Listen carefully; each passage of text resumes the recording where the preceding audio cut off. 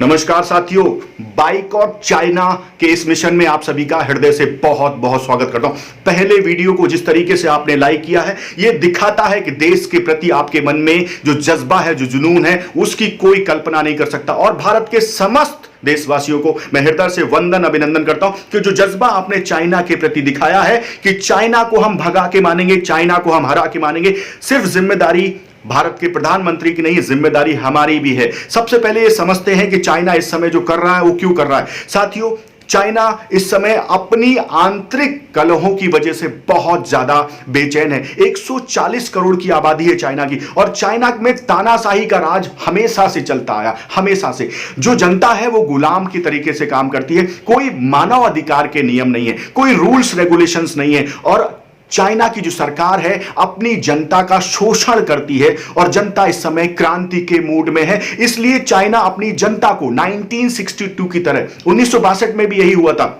कि 4 साल तक अकाल भुखमरी थी, तो जनता के मन में देश का प्रेम जगाने के लिए चाइना ने युद्ध छेड़ दिया था। और वही चाइना फिर से कर रहा है कि अगर जनता का अंदर से देश के प्रति प्रेम जागेगा तो शायद जनता जो है वो हड़ताल, भूख हड़ताल, अनशन और तख्ता पलट नहीं करेगी। मैं आपको यह बताना चाहता हूं कि आज की जो वर्तमान परिस्थिति है, चाइना की 140 करोड़ की जनता बिल्कुल उतावली बैठी है कि हम तख्ता पलट कर देंगे, क्योंकि वो गुलामी की जंजीरों से बाहर निकलना चाहते। और चाइना ने हमेशा हमारे राष्ट्र के साथ, भारत के साथ गद्दारी की। क्या क्या गद्दारी की, इस पे विषय में बात करते हैं। भारतीयों के साथ, संपूर्ण विश्व जगत के साथ चाइना क्या क्या कर रहा है। सबसे पहले हम धार्मिक आस्था पे बात करेंगे। चाइना में बौद्ध धर्म का बहुत बड़ा प्रभाव था, बहुत बड़ा प्रभाव था, और बौद्ध धर्म को मानने वाले बहुत लोग थे। चाइना ने क्या किया, चाइना ने कहा कि बौद्ध धर्म जो ना विदेशी धर्म है, विदेश से आया हुआ धर्म है, इसको साफ कर देंगे। धीरे धीरे धीरे धीरे धीरे चाइना ने बौद्ध धर्म का चाइना से सफाया कर दिया। तिब्बत में 6000 मठ तोड़े, तिब्बत में 6000 मठ तोड़े, बौद्ध भिक्षुओं को मार दिया, जेल में डाल दिया। अगर मैं मुस्लिम समाज के बारे में बात करूं तो 1000 से ज्यादा मस्जिदें तोड़ी हैं चाइना ने। 10 लाख मुस्लिम आज भी जेल में बंद हैं। धार्मिक आस्था की बात कर रहा हूं, मंदिरों को तोड़ा, मस्जिदों को तोड़ा, बौद्ध मठों को तोड़ा, बौद्ध भिक्षुओं को मार दिया। यह कहना चाहता हूं, ऐसे राष्ट्र में, ऐसे देश में जिसे हम चाइना कहते हैं, धार्मिक आस्था को उन्होंने पूरी दुनिया में एक तहलका मचा दिया कि हम अपने देश में किसी और धर्म का निवास होने नहीं देंगे, मंदिर, मस्जिद या मठों को विनाश कर देंगे। चाइना ने ये किया है। हम अपने देश में बैठ के ये कहते हैं कि प्रधानमंत्री ये करेंगे, फलाने ये करेंगे, ढिकाने ये करेंगे, सरकारें करेंगे। मैं आपसे कहना चाहता हूं, सरकार कई बार नियमों, कायदे, कानूनों में बंधी होती है। सरकार नियमों में बंधी होती है। विश्व स्तर के बहुत सारे नियम जो है उनका पालन सरकार को करना पड़ता है, लेकिन सरकार बनाता कौन है? सरकार आप बनाते, जनता के द्वारा सरकार का चुनाव होता। अगर जनता चाइना के प्रोडक्ट का बहिष्कार करे, जनता ही ये सोच ले कि मुझे चाइना के प्रोडक्ट नहीं लेने, हम गुलाम नहीं हैं। आप सोचो, हमारे देश में लगातार चाइना ने अपने बॉर्डर की जो सीमाएं होती हैं, जो नियम कायदे कानून होते हैं, उनका उल्लंघन करके 1962 में भी यही किया, और अभी हमारे 20 जवान मार दिए। वो जवान जो किसी के बेटे थे, किसी के पिता थे, किसी के घर के लाडले सपूत थे, किसी का एक ही चिराग था, उनको मार दिया। हमारी जिम्मेदारी क्या है? मैं आपसे पूछना चाहता हूं सभी से, हमारी जिम्मेदारी क्या है? सिर्फ ये जिम्मेदारी है कि सरकार सेना को भेजेगी और सेना वहां लड़ेगी हमारे लिए, और हम यहां क्या कर रहे हैं? हम चाइना के सॉफ्टवेयर चला रहे हैं। 5 लाख करोड़ रुपए चाइना का माल खरीदते हम चाइना को देते हैं, चाइना को हर साल देते हैं, और चाइना उससे गोला बारूद खरीदती है और हमारे लिए बुलेट तैयार करती है कि बुलेट से मारेंगे, जो हमारे जवानों के साथ मारा। और हम इस समय बैठे हुए चाइना के सॉफ्टवेयर चला रहे हैं, चाइना के एप्लीकेशन चला रहे हैं, चाइना के हार्डवेयर, चाहे हम लैपटॉप की बात करें, टीवी की बात करें, कंप्यूटर्स की बात करें, हम यूज कर रहे हैं, कपड़ों की बात करें, सब जगह चाइना चाइना।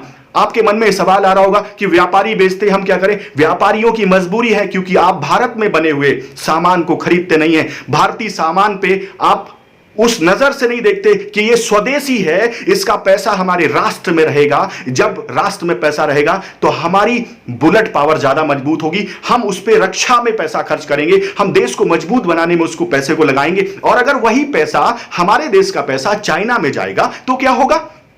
चाइना मजबूत होगा, आर्थिक स्थिति चाइना की मजबूत होगी, चाइना गोला बारूद भी खरीदेगा, हमारे को कफन के कपड़े भी सिल के भेजेगा और हम वो भी खरीदेंगे। ऐसा मैं आपसे कहना चाहता हूं साथियों, चाइना को बाइकॉट सिर्फ आपके माध्यम से नहीं करना, हम पूरी दुनिया में एक ऐसी मुहिम तैयार कर रहे हैं, पूरी दुनिया में एक ऐसी मुहिम तैयार हो रही, हर कोई चाइना से त्रस्त है, हर कोई चाइना के सामान का बहिष्कार कर रहा। क्या ये आपकी जिम्मेदारी नहीं है? भारत का प्रधानमंत्री इस देश का प्रधानमंत्री है, लेकिन आप अपने घर के प्रधानमंत्री हैं, आप भी अपने घर के प्रधानमंत्री हैं, आप अपने जिस समाज के मुखिया हैं उसके प्रधानमंत्री हैं। आपसे मैं पूछना चाहता हूं कि जब आप प्रधानमंत्री हैं तो आपकी जिम्मेदारी है, सरकार आपने बनाई है, सरकार आपने बनाई है, सरकार आपको नहीं बनाती। आप अगर बहिष्कार करेंगे चाइना के प्रोडक्ट को, मैंने कहा कि धार्मिक आस्थाओं पे जो कुठार उसने चलाया है, मुस्लिमों को जेल में बंद कर दिया है, मस्जिदों को तोड़ दिया है, बौद्ध धर्म के मठों को तोड़ दिया है, भिक्षुओं को मार दिया है, मंदिरों को तोड़ दिया, इसके साथ एप्लीकेशंस के माध्यम से, सॉफ्टवेयर के माध्यम से, हार्डवेयर के माध्यम से पूरी दुनिया पे कब्जा करने का वो राष्ट्र, वो देश क्या कर रहा है? हमारे पैसे से बंदूकें खरीदता है, सैन्य हथियार खरीदता है और हमारे ही सैनिकों को मारता है। इससे बड़ी विडंबना और क्या होगी? मैं कहना चाहता हूं, सरफरोशी की तमन्ना अब हमारे दिल में है, सरफरोशी की तमन्ना अब हमारे दिल में है।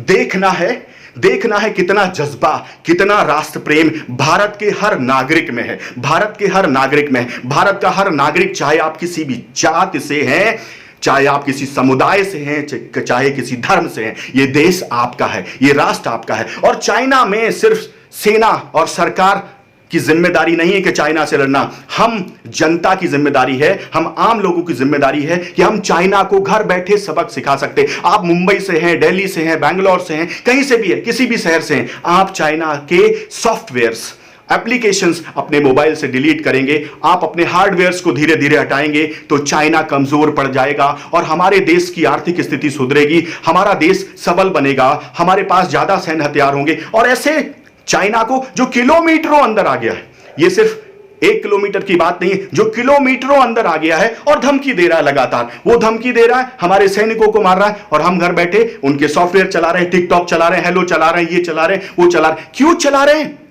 क्यों चला रहे हैं? क्या आप चाहते हैं कि उनसे कफन भी आए किसी दिन और उस कफन में हमारे ज्यादा से ज्यादा सैनिक जाएं, या हमारा राष्ट्र फिर से गुलामी की ओर जाए? आप सोचो, चरवाहे मार रहे हैं, गला काट रहे हैं, उनको बुरी तरह से जख्मी कर रहे हैं, बुरी तरह से त्रस्त कर रहे हैं। एक तरह से ये आपके ऊपर कुठार गाती हुई, आपके आत्मसम्मान, आपका राष्ट्र प्रेम, आपका देशभक्ति प्रेम कहां चला गया? मैं कहना चाहता हूं, स्वदेशी आंदोलन की शुरुआत बाल गंगाधर तिलक जी ने की थी, स्वदेशी आंदोलन की शुरुआत की थी, 1905 में शुरुआत की थी। और उनका यही जज्बा था, यही जुनून था कि अगर हम स्वदेशी को अपनाएंगे, विदेशियों को भगाएंगे, तो हमारे देश में फिर से गुलामी नहीं आएगी। लेकिन आज मैं कहना चाहता हूं, हम देश के 130 करोड़ लोग जो इस देश में रहते हैं और 3 करोड़ लोग जो देश के बाहर रहते हैं, अगर ये 137 करोड़ लोग ये तय कर लें कि हमारी वॉलेट पावर, हमारा जो बटुआ है ना, उसकी पावर बहुत ज्यादा है, 5 लाख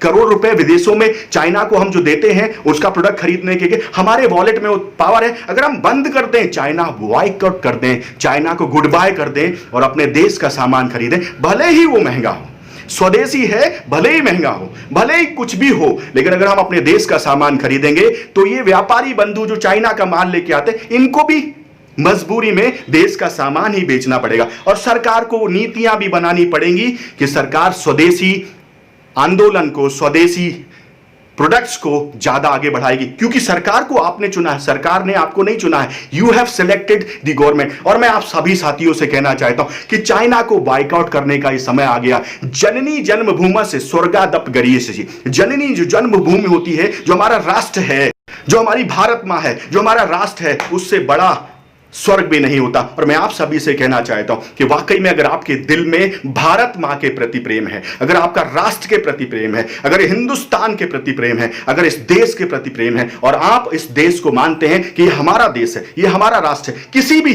जात धर्म का विषय नहीं है। मैं बार बार ये कहना चाहता हूं, चाइना का विरोध हमें करना है, क्योंकि चाइना ने एक ऐसी हरकत की है, कोरोना की इस महामारी को कौन लेके आया? आज हमारे देश की जो आर्थिक स्थिति टूट रही है, हजारों करोड़ों लोग बेरोजगार हो रहे हैं, उनके घर में खाने को रोटी नहीं है, बैंकों के लोन के कर्जे की तरह से उनकी किस्तें चुकाने के लिए नहीं है, बिल्डर्स की हालत खराब हो गई, बड़ी बड़ी इंडस्ट्रीज बंद हो गई, बड़ी बड़ी कंपनियां बंद हो गई। किसकी वजह से? चाइना की वजह से। और आप सॉफ्टवेयर चला रहे हैं, उनके एप्लीकेशन चला रहे हैं। शर्म का विषय, शर्म का विषय। मैं आपसे कहना चाहता हूं, एक हफ्ते के अंदर सारे सॉफ्टवेयर डिलीट कर दीजिए, उनके विकल्प चुनिए, और भी बहुत सारे विकल्प होंगे। चाइना के बिना, उनके प्रोडक्ट के बिना जिंदगी को जीने का प्रयास कीजिए। अदरवाइज वो दिन दूर नहीं है कि आप देखेंगे हमारे सामने ही हमारे सैनिकों को मरता हुआ, हमारे सामने ही हमारे राष्ट्र को गुलाम होता हुआ, हमारे सामने ही हमारे राष्ट्र को और आर्थिक रूप से कमजोर होते हुए। लेकिन हमारी जिम्मेदारी है, मुझे पता है जो भी मुझे देख रहे हैं, इस मैसेज को, इस वीडियो को, क्या हम 100 लोगों को, आपके फोन बुक में 2000 लोग होते हैं, क्या आप उसमें से 100 लोगों को भेज सकते हैं और वो 100 लोग और 100 लोगों को भेज सकते हैं? क्या जिम्मेदारी नहीं है कि आज सैटरडे संडे है, हम इस जिम्मेदारी को निभाएं, अपने राष्ट्र को मजबूत बनाएं? ना सिर्फ ये देखें कि प्रधानमंत्री जी क्या कर रहे हैं। बड़े शर्म का विषय है कि कुछ पार्टी के लोग, दूसरे लोग प्रधानमंत्री के ऊपर सवालिया निशान लगा रहे हैं। क्या आइए प्रधानमंत्री जी बाहर आके भाषण दीजिए कि क्या हो रहा। अरे क्या हो रहा, अपने घर में झांक के देखो। आज जिस तरीके से हमको चाइना ने त्रस्त किया, इसकी शुरुआत किसने की थी?